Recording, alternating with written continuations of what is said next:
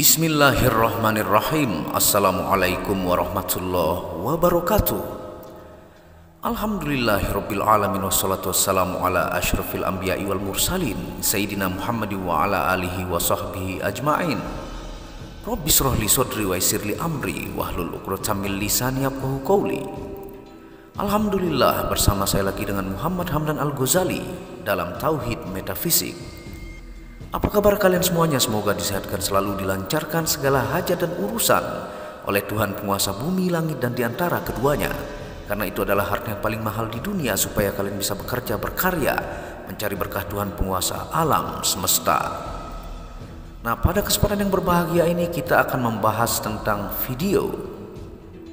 Sesungguhnya tidak ada apa-apa, kosong semata, yang ada hanya aku.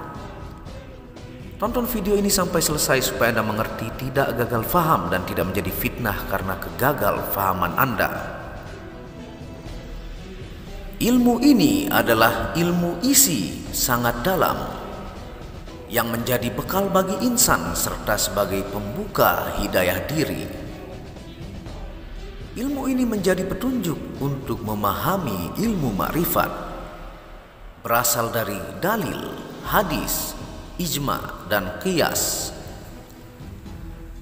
Dalil maksudnya penjelasan tentang firman Allah. Hadis berisi tentang keteladanan Rasulullah. Ijma adalah kumpulan wejangan para wali. Qiyas adalah penyebaran ajaran para pandita atau ulama.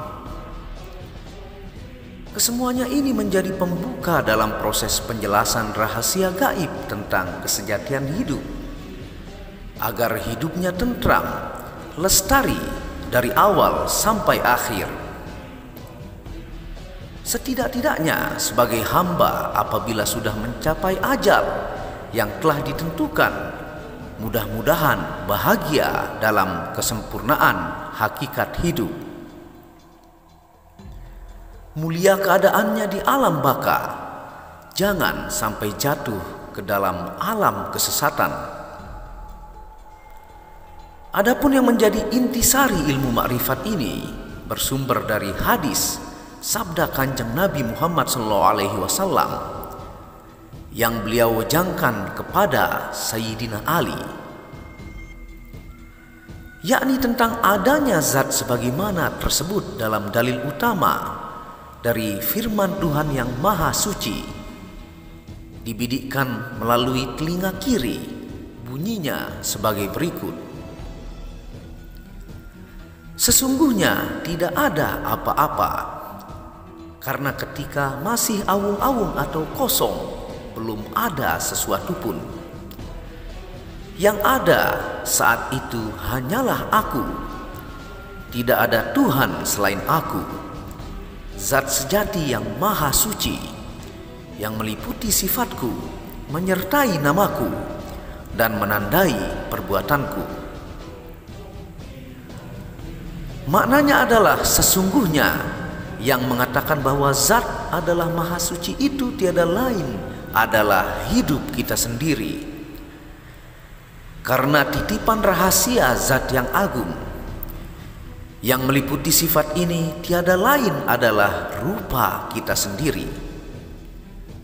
Karena ketambahan warna zat yang elok yang menyertai nama itu tiada lain adalah nama kita sendiri. Karena telah diakui sebagai sebutan bagi zat yang maha kuasa. Buktinya bisa dilihat bahwa tingkah laku kita sendiri benar-benar mencerminkan perbuatan zat yang sempurna. Bisa dikatakan zat itu mengandung sifat, sifat menyertai nama, nama memberikan tanda bagi perbuatan, dan perbuatan menjadi wahana bagi zat. Hubungan antara zat dan sifat ini bisa diumpamakan seperti madu dan manisnya. Jelas keduanya tidak bisa dipisahkan.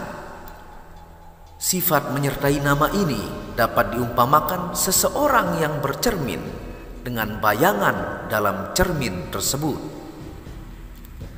Tentu apa saja yang dilakukan seseorang tadi akan diikuti oleh bayangannya. Jadi sebenarnya yang disebut zat itu adalah tajalli atau penampakan Muhammad. Sedangkan yang bernama Muhammad itu adalah wahana cahaya yang meliputi badan. Ia berada dalam hidup kita. Hidup itu sendiri mandiri tanpa ada yang menghidupkan. Oleh karena itu ia berkuasa mendengar, mencium, berbicara, dan merasakan rasa. Semua itu berasal dari kodrat zat kita sendiri. Maksudnya zat Tuhan yang maha suci melihat dengan mata kita, mendengar dengan telinga kita, mencium dengan hidung kita, bersabda dengan mulut kita, dan merasakan semua rasa dengan alat perasa kita.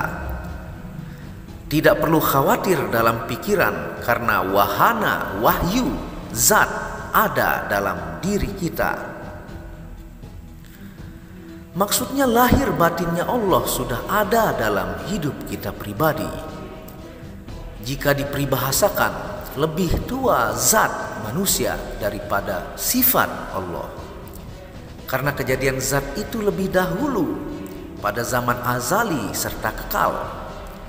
Paling dahulu dikala masih hampa keadaan kita. Sedangkan kejadian sifat itu adalah baru ketika berada di alam dunia. Akan tetapi keduanya saling tarik-menarik menguatkan. Semua zat pasti mengandung sifat, dan semua yang bersifat pasti memiliki zat. Tentang urutan kejadian zat dan sifat ini disebutkan pada dalil kedua dari firman Tuhan yang maha suci sebagai berikut.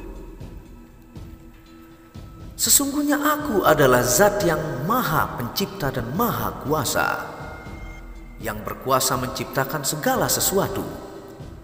Terjadi dalam seketika, sempurna lantaran kodratku, sebagai pertanda perbuatanku, sebagai kenyataan kehendakku.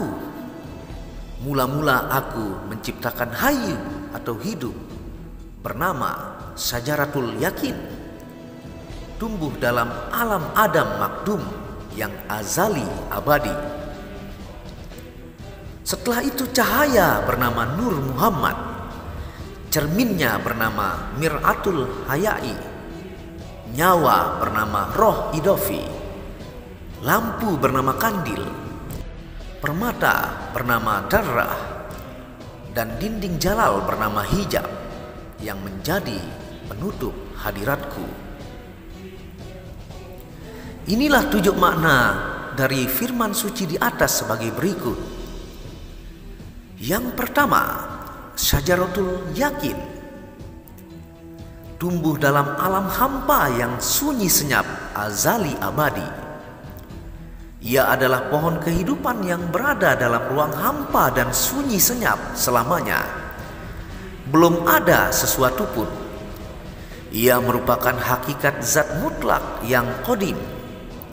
Artinya, ia adalah hakikat yang pasti dan paling dahulu, yaitu zat Atma yang menjadi wahana bagi alam ahadiyat. Yang kedua, Nur Muhammad, artinya cahaya yang terpuji. Dikisahkan dalam hadis, ia seperti burung merak, berada dalam permata putih dan berada pada arah Syajaratul Yakin. Itulah hakikat cahaya yang diakui tajalli zat. Berada dalam nukot gaib, merupakan sifat Atma dan menjadi wahana bagi alam wahdah. Yang ketiga adalah Mir'atul Hayai, artinya adalah kaca wiroi. Dikisahkan dalam hadis, ia berada di depan Nur Muhammad. Ia adalah hakikat pramana yang diakui rasa zatnya sebagai nama bagi Atma serta menjadi wahana bagi alam wahidiyat. Yang keempat adalah roh idofi, artinya nyawa yang jernih. Dikisahkan dalam hadis, ia berasal dari Nur Muhammad. Ia adalah hakikat sukma yang diakui sebagai keadaan zat, serta merupakan perbuatan atma.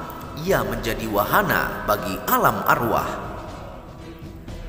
Yang kelima adalah kandil, artinya adalah lampu tanpa api. Dikisahkan dalam hadis, ia berupa permata, cahaya berkilauan, serta bergantung pada alat pengait. Itulah keadaan Nur Muhammad dan tempatnya berkumpul semua ruh.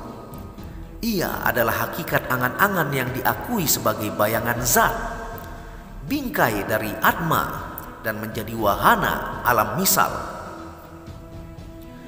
Yang keenam adalah darah, artinya adalah permata. Dikisahkan dalam hadis, ia memiliki sinar yang beraneka warna, satu tempat dengan para malaikat. Ia menjadi hakikat budi yang diakui sebagai perhiasan zat, pintu nama, dan menjadi wahana alam ajsam.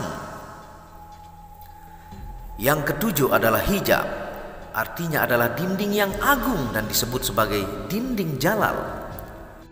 Dikisahkan dalam hadis, ia adalah yang timbul dari permata beraneka warna. Pada saat bergerak akan menimbulkan buih, asap, dan air. Ia adalah hakikat jasad, merupakan tempat bagi atma, dan menjadi wahana bagi alam insan kamil. Wallahu a'lamu bishawab. Terima kasih sudah menonton video Muhammad Hamdan Al-Ghazali ini. Ini adalah bagian part 1 yang nanti penjelasannya dilanjutkan lebih detail tentang unsur kejadian manusia, yang dimana video ini merupakan ilmu yang lumayan dalam yang Anda perlu konsultasikan kepada guru ataukah kiai Anda. Dan semoga berkah bermanfaat. Dukung channel ini untuk mengembangkan dengan mengklik lampu merah subscribe gratis dan lonceng notifikasi gratis, tidak ada ruginya. Apabila ada salah kata, itu murni dari kebodohan saya sendiri. Apabila ada benarnya, itu datangnya dari Allah. Wabillahi taufiq wal hidayah. Tsumma assalamualaikum warahmatullahi wabarakatuh.